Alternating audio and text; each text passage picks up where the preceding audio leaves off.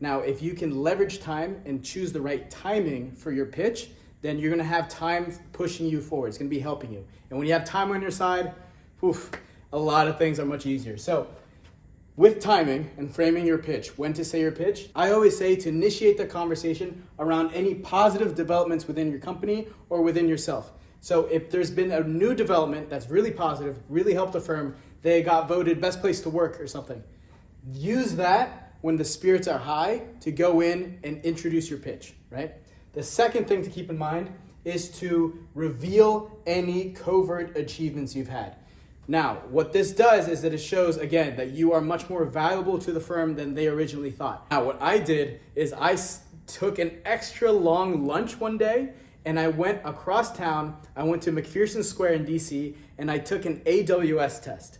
I had been secretly studying for the AWS Cloud Practitioner certification, and I learned all about cloud computing, and I went for lunch and I took this test and I got certified in AWS, Amazon Web Services. Now, I told nobody, right? I sat on that cert for about 2 months, and then I realized this is the perfect time to reveal that. Why? Because now I can be like, hey, by the way, I'm an initiator. I take charge. I know that every 6 months there's a new graduating class and that I'm competing with them.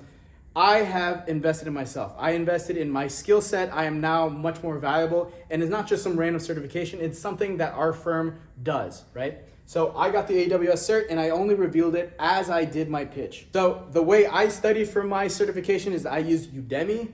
Coursera is really good too. So rack up some certs. These courses cost like $10, $20 max, and then you have to pay for the exam later on, but you are inflating your CV, your resume, with a bunch of industry recognized certifications. That is gonna make you super valuable in the workplace, and it's gonna make your pitch that much stronger. Now, the third thing to keep in mind is that you wanna use constructive language. Now, I've read a ton of negotiation books, and the visual that's often said is that you want to sit on the same side of the table and look at the problem shoulder to shoulder. Very similar to sales. A salesman, a good salesman, is actually helping you with the problem, right? Same kind of concept here. You want to use constructive language. If you ever feel them getting defensive, check yourself first. Have I been using accusatory language? Have I been too aggressive? Check yourself first, because you want this to be a win-win. You guys want to help each other.